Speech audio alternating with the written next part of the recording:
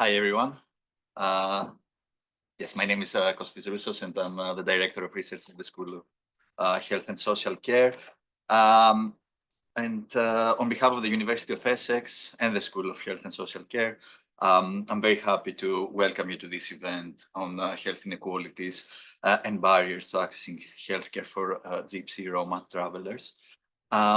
Inequality and exclusion for one person or one group due to their culture, race, or color of their skin is inequality and exclusion for all.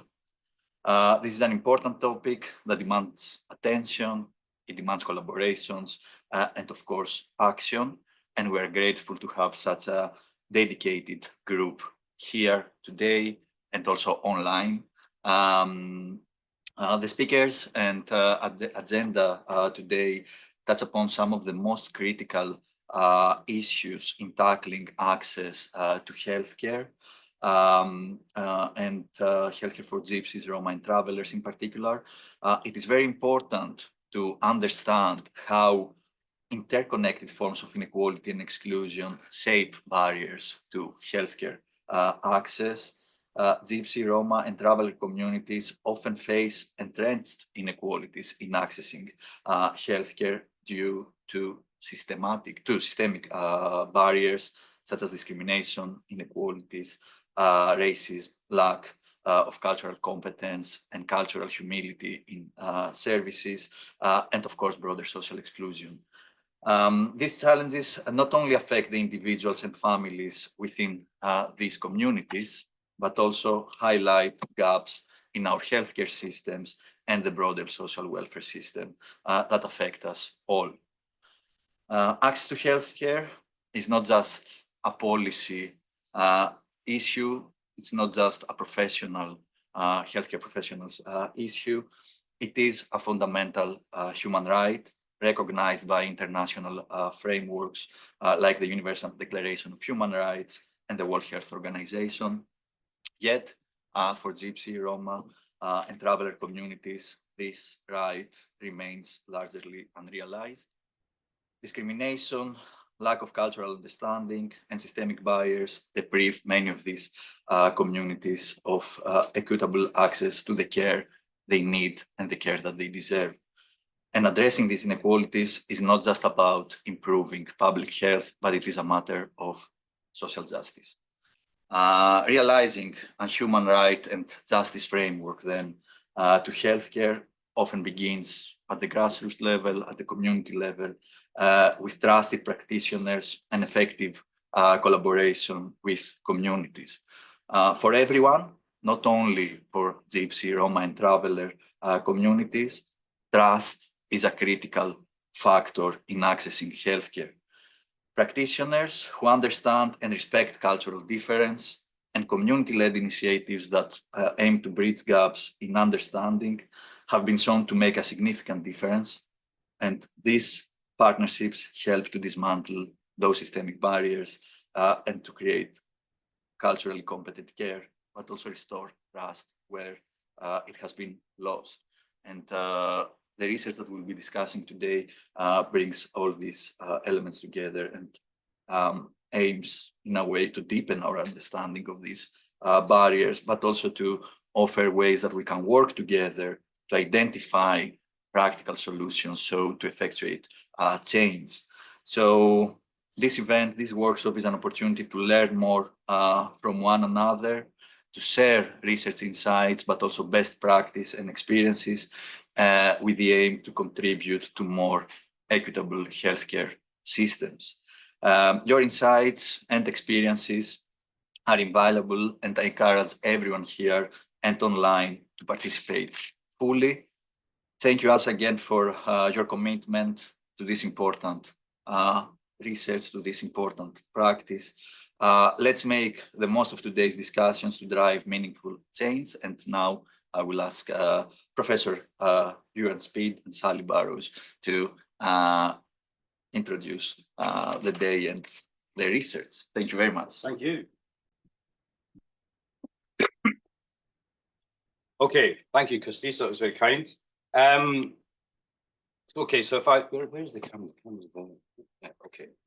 If I haven't met you. I'm Ewan Speed. I was involved in sort of coordinating the project with Sally and Jill and all the other people that are here, Shaney, Beverly, and people online, Pessar, Shirley, Tanya. So yeah, so thank you very much, everybody. I can't go through everybody, it's a long list. So yeah, I'll just give a bit of an overview of the day, and then Sally's going to talk through some of the things about the actual specific project. So we're going to have that up until about 11 o'clock, and then we're going to have Peter Torrick, Shirley Barrett, Beverly Carpenter are going to be talking about specific elements of the project in relation to barriers to access from the GRT community perspective. Then we're going to have Caldo zooming in, telling us about the human rights perspective, which we're in the process of preparing something for the UN in relation to the human rights component of the project. Then we're going to have lunch, loads of sandwiches. Then we're going to hear about from practitioners about the old trusted practitioner idea, which is one of the outcomes of the project. Community action hubs will follow that, which again was the second sort of output of the project in terms of recommendations for further research. And then we're going to have a roundtable sort of open discussion at the end about how we might implement some of these changes. We are recording the sessions. We don't intend to record the discussion, so it will be a forum for Chatham House rules. What's said stays within the confines of the conversation, but it will be a chance for an open and frank conversation. And with that, I'll hand over to Sally. Thank you. Hello, everyone. It's good to see you today. I am just going to share my slides. Ewan's worried that I won't be able to do that. It's just going to help so you can talk. That's all right. Well, maybe you should have done. He knows me well. Right. Slideshow from the beginning. There we go. Right. Hopefully that's working for you. That looks great. Thanks, Sally. Good, good. Okay, so I'm going to give you an overview of this research project and how it started and what we did, and then we'll get into more of the meat through the day. So Ewan and I and Jill and others in the room are part of the National Institute for Health Research, Applied Research Collaboration in the East of England, and we sit within the inclusive involvement in research theme, meaning that, you know, we're particularly focused on listening to people, finding ways to research. People are often less represented for all sorts of reasons.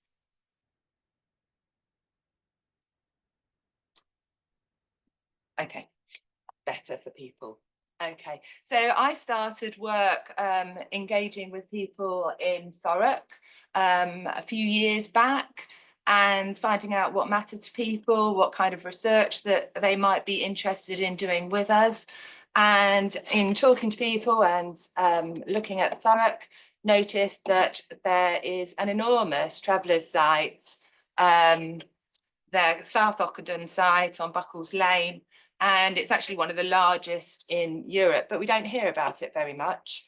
Unsurprisingly, health organisations, charities and so on were concerned for the health of people there, as well as others in the surrounding areas. I think most of you here today know how stark the inequalities are in terms of health outcomes and employment, housing, education, life chances for people from these backgrounds. I should say during the course of today, we're not going to talk much about the differences between ethnic groups. We started off talking about travelling communities and we're particularly interested, there's a lot of showmen live on the site in South Ockenden. As we formed relationships with Gypsies, Roma and Travellers, community organisations in the local area, I think there was an emphasis of how many people are actually in settled accommodation in bricks and mortar. And so we moved away from travelling communities because we felt that that was adding to a misunderstanding. But there are many communities and ethnic differences. So as we say GRT, Gypsy Roma Traveller, please excuse us for that, but this isn't a day where we'll be talking about all those differences. That's for another day. So yeah, we started off engaging with local community groups and others interested in this area, many people, to think about what kind of research would be helpful. And it was quite noticeable that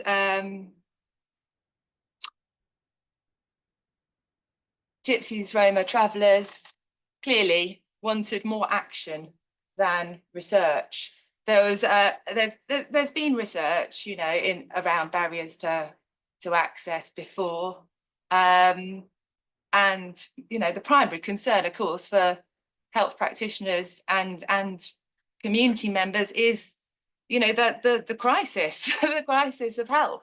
You know, people are living very short lives for not enough good reason.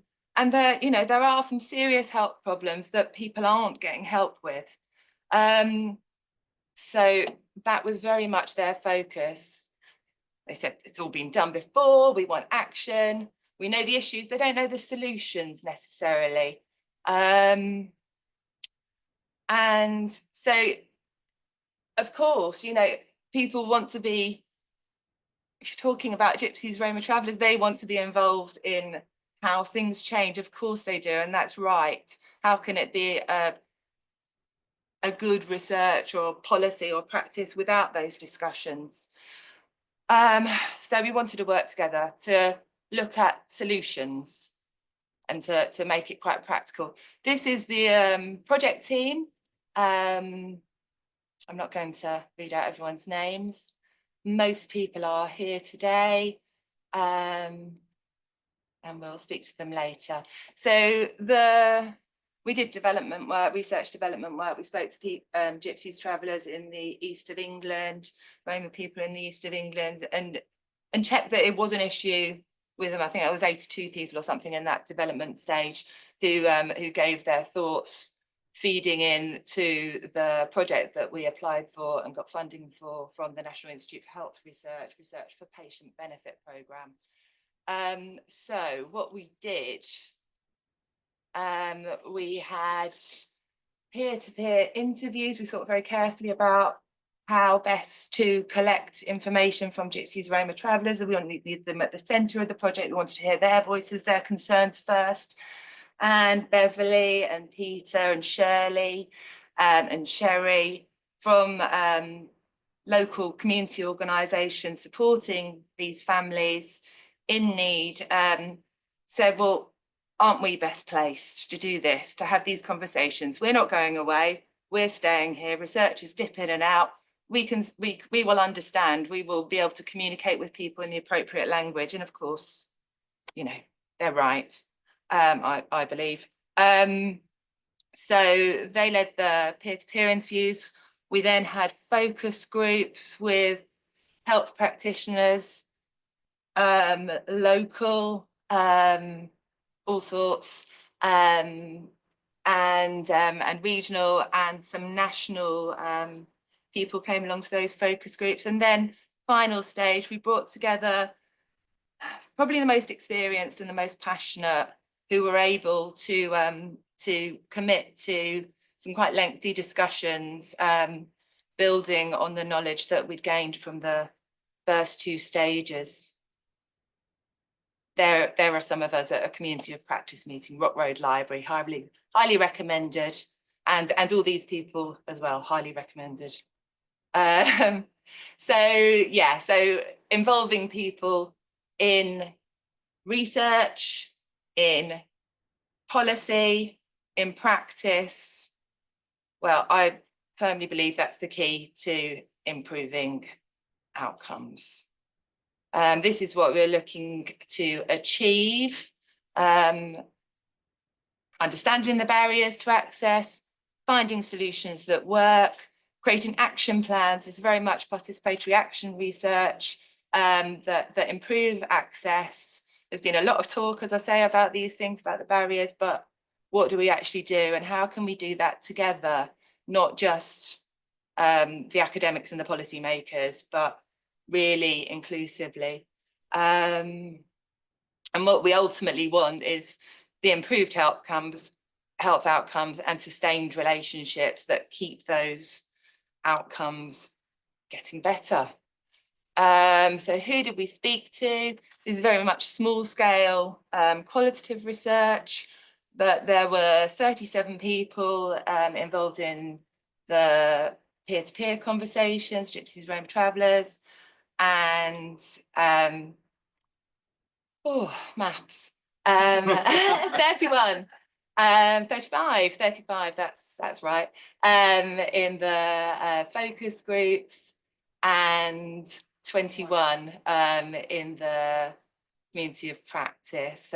So overall, I think there were 88 people involved, and I think, well, I'm quite happy with the spread of community members, health practitioners and policymakers that we achieved. I'm also quite happy that all of those different people were drawn from across the east of England, from each integrated care system. And in the national focus groups, I should also say we had input from senior people from NHS England Inequalities, from the Royal College of General Practitioners, Royal College of Emergency Services, Queen's Nursing Institute, UK Health Security Agency, and the National Institute of Clinical Excellence. So I'm happy to say that I think that the solutions that we've come up with do align quite well with the core 20+5 programme.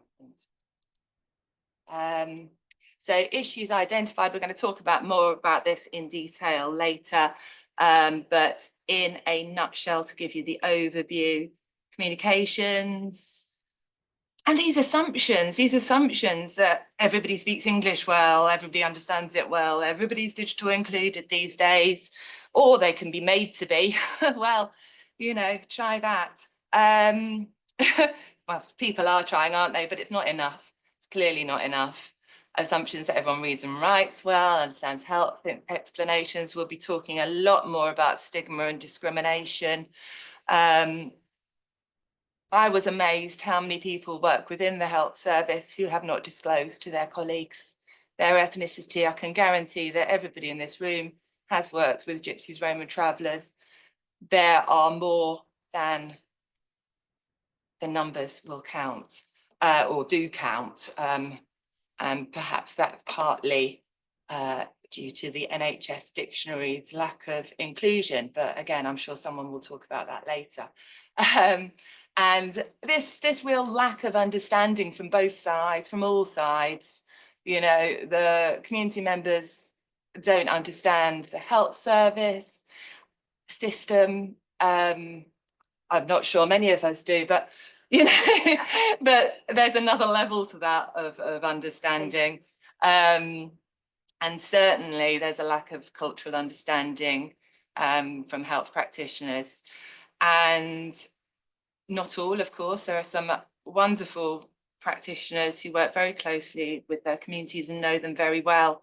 But yeah, one thing I will say actually as well is that the health practitioners that we met during those focus groups and throughout this project, because there's more people involved than were actual participants, as I'm sure you know in the audience, but they really valued talking with each other and having an opportunity to say, this is how it goes for me, these are my experiences, what would you do, how do you do that, you know, and that sharing. So that's something we very much want to encourage. Solutions, we're going to talk more about trusted practitioners and how we can make that more less of a postcode lottery, and more common, and the role that perhaps community groups, certainly Gypsy and Traveller and Roma community members, could play in bridging this gap of understanding and communication and overcoming the daily onslaught of stigma and discrimination, actual and perceived, and help build some trust. And also within the community of practice at the final stage, we pulled together some, we all believe, quite realistic action plans that can be achieved in the short term, because if we want to get that trust, if we want to start things moving, it's very important that something visible happens, that people notice. Otherwise we will be felt to be another research project that has not made as much difference as it could have done, and people would be left feeling uncared for and forgotten again. These are the action plans, the broad topics. They are being developed as we speak. Probably not today, actually. Well, no, we will be listening to you all and incorporating your ideas, and hopefully more of you will link in. And there is a Making Connections form, which is a Google form, but if you fill your details in there and say what your interests are, I will circulate that on Tuesday next week, and you can all link in with each other, because I think that is what many of you would appreciate. And of course, feel free to contact myself and Ewan as well. Okay, it's time for me to stop talking, I'm sure. Morning. So I'm Peter Torak. I'm CEO of Compass Charity based in Peterborough, but we cover also all the parts of the UK. We predominantly work with advice provision, mentoring, and also managing Roma archives. Majority of our clients are Roma communities and members of Roma communities from Czech Republic, Slovakia, and Romania, but we also help anyone else that comes through the door.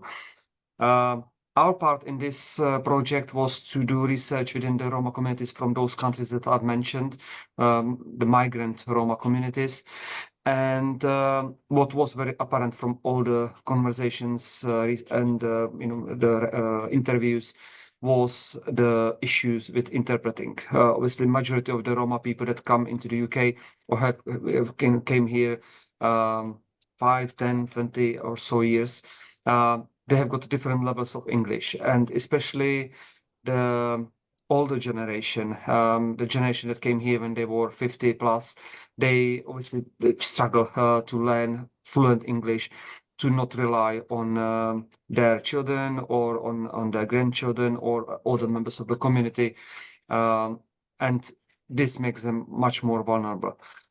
So that's the ability to speak English. The second thing that also was playing a very vital role was the fact that number of people were also obviously finding it very difficult to understand even their native language. Quite often the surgeries would use interpreters from Czech Republic or Slovakia, Romania, interpreters that are professional Czech, Slovakian speakers, quite often even academic speakers.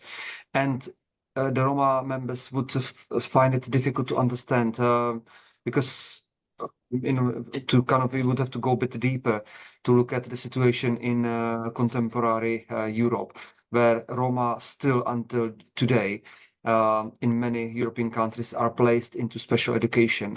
So for this reason, the quality of the education that Roma get is not equal, it's not the same, it's not adequate for them then to be able to understand academic or very professional language that those interpreters would be using. So the language interpretation, understanding overall, and communicating with GP surgeries, whether it was with the GP, nurse, or the receptionist, was an issue. And the biggest issue in this case.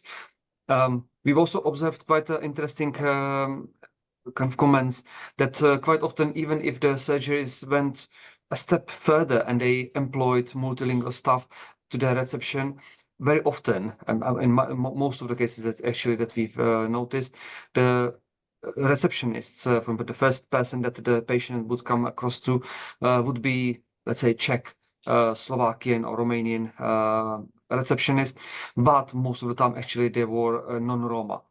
And due to the ongoing prejudices, discrimination, and stereotypical view of Roma people in those countries, such as the Czech Republic, Slovakia, Romania. Those people quite often at the reception would display their prejudices even here in the UK. So very often we were told by those participants, those that were interviewed, that as soon as they would report to the receptionist would judge them by the way they look, speak, or where they come from. And they felt quite often uncomfortable talking to the receptionist. And quite often they would not even get past the receptionist to see a nurse or a GP. And then it follows. If they manage to get an appointment, if there is an interpreter, they struggle to understand. If they are given a leaflet, it's in language that they struggle to understand as well.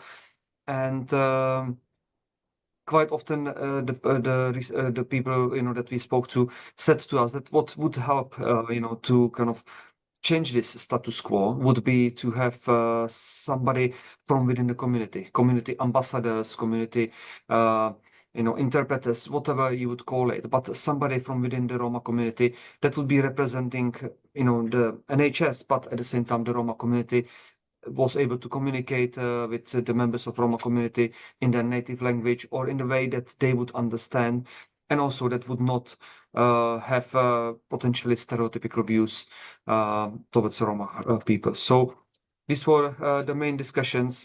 We were also talking about booking appointment, how difficult it is for somebody that is IT not so savvy, not so literate, somebody that can't speak properly English, and for a patient to actually make a phone call in the morning, 8 o'clock in the morning, and to call or to book online on their mobile phone or on a computer an appointment is practically impossible. And then obviously there are associated issues where you are going to use your children or your family members to translate, but that means quite often that parents will take their children out of the school for them to interpret at the GP surgery, and then parents will get into trouble and get fined from the school because of poor attendance. So all these issues were associated with the lack of understanding and communication barriers. So yeah, I will stop here, and I'm more than happy to answer any questions now or later. Hello everyone, nice to see you all today and everyone online. My name is Beverly Carpenter. I'm from Oblique Arts. We are a small charity based in Cambridge, and we work across Cambridgeshire. Our management is partly GRT, and we have worked for 15 years with GRT communities. We run creative literacy workshop projects and advocacy project weekly, and also exhibitions and cultural events, including art curation for the World Roma Congress and a number of other activities. Oblique Arts has been one of the organisations, the partners gathering evidence for this project with interviewees, with community members, and being part of the community practice. We have, as you know, we have some ambitious goals with this project, which we'd really like to see realised. So I'm going to discuss cultural competency and discrimination a little bit today with you. I feel quite strongly about the need to improve the variable delivery of health services across our region, which can be quite challenging, I think, for community members to then negotiate. Yeah, it'd be difficult, I think, then to negotiate this really variable sort of quality of health delivery. So I'm going to start with a few examples from our GRT interviewees about access and services. And we started with asking some questions. So we asked, what does good health look like to you? And some of the answers were, healthy means seeing your grandchildren nowadays, not dying before you are 50. Healthy means living without fear, pain, or suicidal thoughts. Healthy is feeling okay, safe in your own home. Women are scared of having their children taken away and stay in abusive relationships, often risking their lives rather than getting help. We asked, what is it like trying to get access to healthcare? And the kind of responses that we got were, you feel as if you are judged for who you are. Some people said they don't feel comfortable going to the surgery. It's not confidential. You have to tell the receptionist all of the personal details of your illness. If a doctor sends me a letter and I take it to somebody to get it read, they come up with all the abbreviations and I haven't got a clue what they are. We also heard when you're homeless, it's almost impossible to get help from a doctor. Yeah, this is really variable again, depending on which area and which doctor and which surgery. We delved a little bit deeper by asking more questions. Do you feel that you were treated fairly? And interviewees told us that the doctors don't believe you.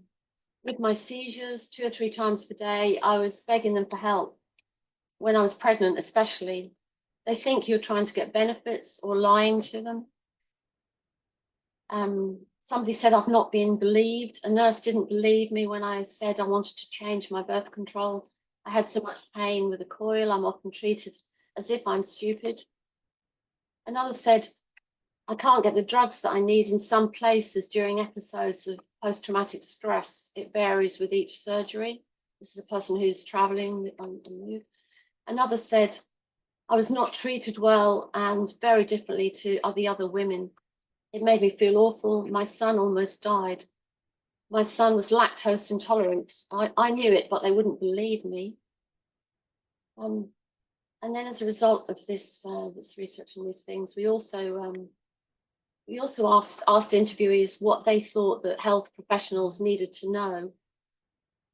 And what we heard was, there is a lot of mental health problems. I would like to be treated better and believed.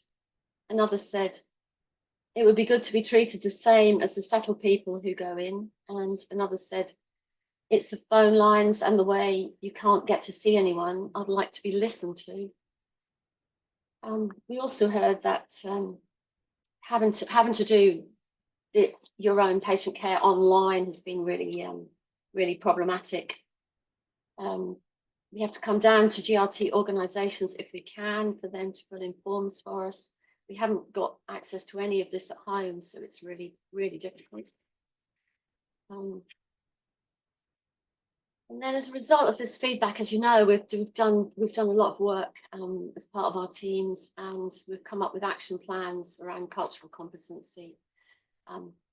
And also, as part of this addressing racism, which is inherent, within the health service and also wider society, as we know. So, in recent studies, a third of respondents experienced discrimination when accessing healthcare, and they also reported that they regularly hid their ethnicity, as we know, in order to access health services and to receive equal treatment.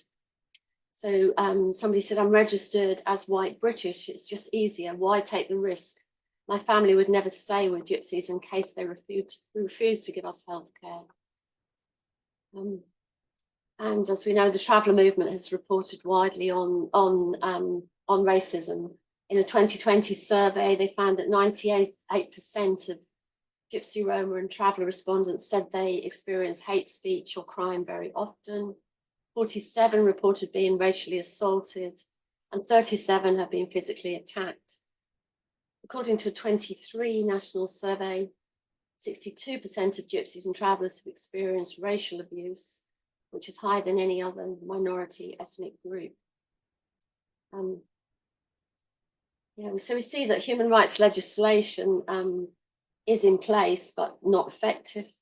That requires health providers to be respectful of the culture of individuals, of minorities and people's communities, with the intention to improve the health status of those concerned. However, we see that the UK government recognises that GRT are among the most disadvantaged people in the country and have poor outcomes in key areas, which is mainly health and education. We've heard that life expectancy of Irish travellers is 10 to 12 years less than general population, and GRT infants have higher rates of preterm birth, growth restriction, mortality, and GRT are significantly likely to have long-term illnesses and disability, which limits their ability to function and work at all. So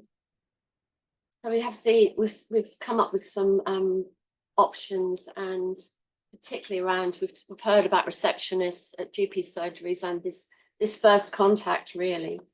There was a mystery shopper methodology interview with 100 GP receptionists in the UK, and they found that most GP surgeries were unwilling to register a patient without proof of identity and proof of fixed address, although this not being a legal requirement. So furthermore, the healthcare environments themselves present barriers to these patients with illegible signage, inappropriate information, and inappropriate communication formats. So healthcare encounters often leave GRT patients feeling lost, and this really restricts their ability to advocate for themselves. The idea of feeling unwelcome and having inaccessible information creates a huge anxiety. Some patients can be indirectly excluded from receiving services when their needs are not understood by the surgeries. And when patients have low levels of literacy, an absence of recognition of their difficulty leads itself to disempowering. So this leads to discussion around participants who, when they go into a place, the first thing that they find really is a leaflet or something that's excluding to begin with. So we talked a lot in this project about trying to change that, about maybe changing it through training and other things with health professionals, but also something visible so that GRT members can go into these places and recognise that there is a certain standard and a non-variable kind of way that they're going to be treated. And as a result, we've come up with these action plans, as you know, and the action plans in response to this research, I think are really achievable, as Sally said. So we have a really good chance, I think, of putting this in place, and we have the partners and suddenly everybody in the right place to go ahead with this. And the one around cultural competency, action 5, I think on the poster over there in the far corner, is organised around 3 key ideas. One is around training health professionals. One is around advice and guidance, and the other areas around building relationships. So in terms of training, there's a few points that we're going to try to put in place to review the mandatory equality, diversity and inclusion training, and ensure that there is specific attention to Gypsies, Romas and Travellers and the positive impact of inclusive practice. We aim to review current training on offer and make recommendations for improvements. And we aim to collate and share a range of in-depth training opportunities online and in person. Also, we will try to identify GP surgeries and accident and emergency departments with higher local populations of GRT, and recommend additional training for receptionists and practitioners in those practices with greater patient numbers. So we know it's really variable, and we know in some areas the level of understanding is higher, and we aim to see that practice shared. To co-produce any new training materials with GRT community members and healthcare practitioners to ensure appropriateness. We think that these actions are going to make a difference, and I'm sure we can put those in place. The second area that this action plan covers is advice and guidance. So we will collate a contact list of local charities and community advocates to develop relationships and give advice and guidance, and pass advocate contact lists to GP practices and social prescribers. We'll encourage others to use the advocate list, and we will make sure that the list is updated regularly by appointing a responsible person to do this. And the third area is building relationships. So it's really important that GRT communities and health providers come together within an environment that's really conducive to developing the future. This is a long-term plan. So we'll set up regional GRT networks where health professionals can meet with community members, and we will enable charities to reach out to health organisations to arrange meetings with staff to develop links and understanding, because things do change, you know, the needs do change as time goes on. And then there are some sort of expected longer term outcomes, which seem also perfectly achievable, really. More trusting relationships between Gypsies, Roma Travellers and health professionals, and to enable higher quality interactions between GRT and health professionals, to have more practitioners who are comfortable to visit patients in their own homes.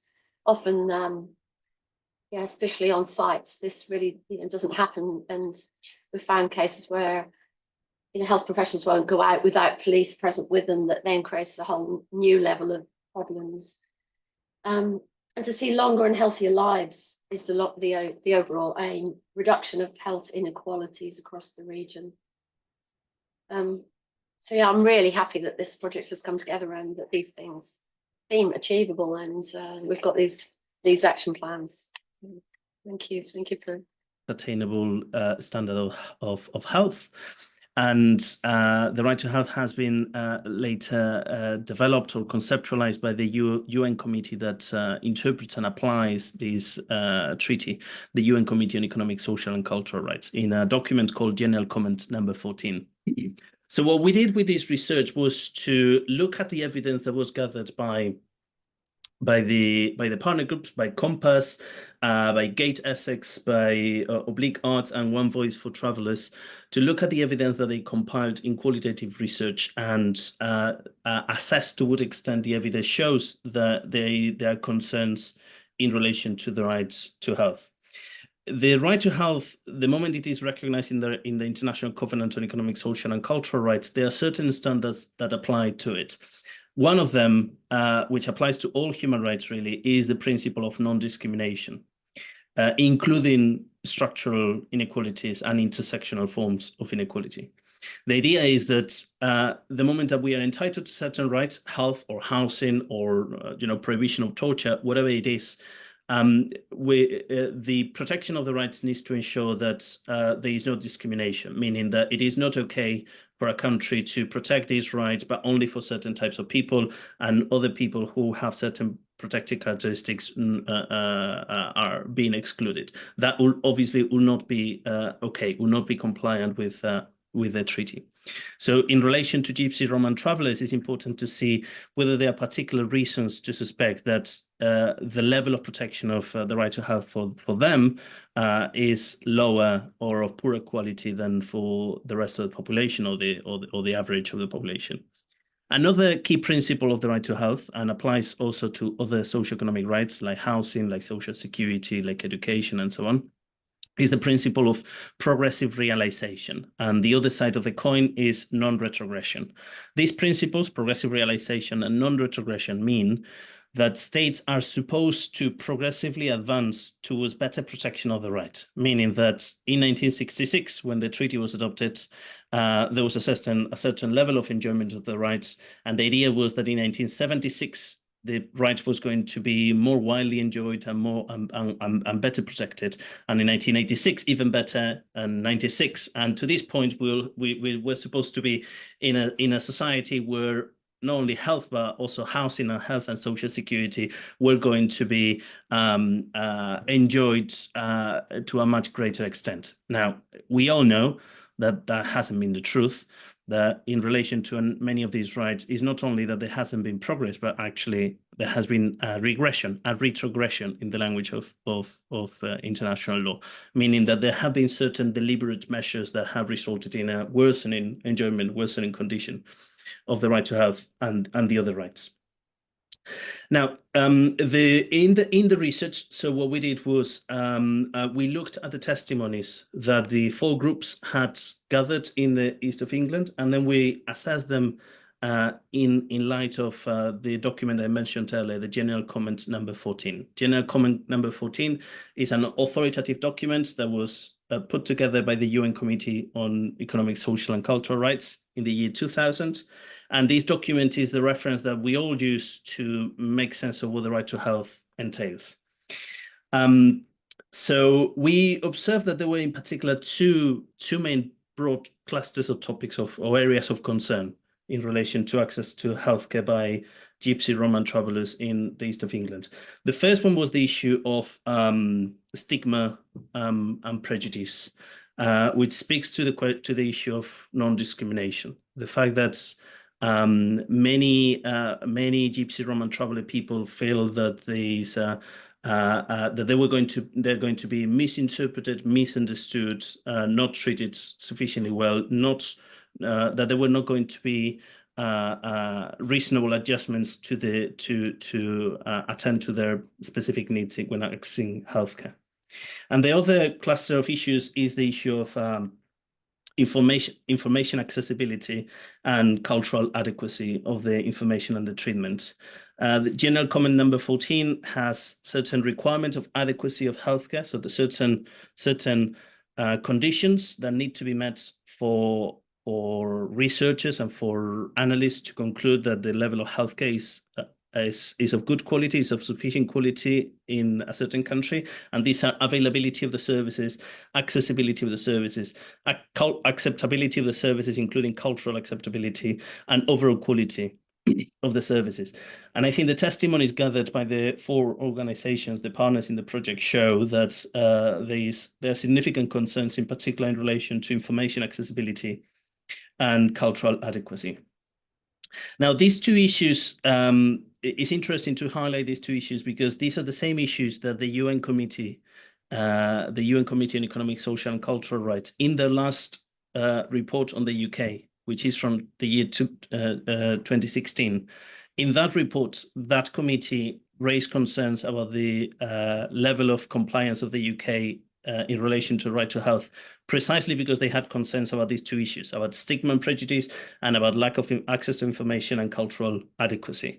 So now we are in the year 2024, nearly, in fact, more than 8 years after that report that the UN produced in 2016.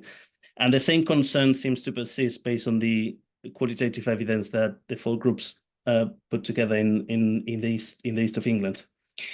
So the testimonies show that there are multiple examples of social exclusion, of digital exclusion, lack of communication when English is not the first language, literacy issues, problems of trust between the people themselves and the system, and lack of cultural awareness of their needs. So I mentioned the 2016 report by the UN.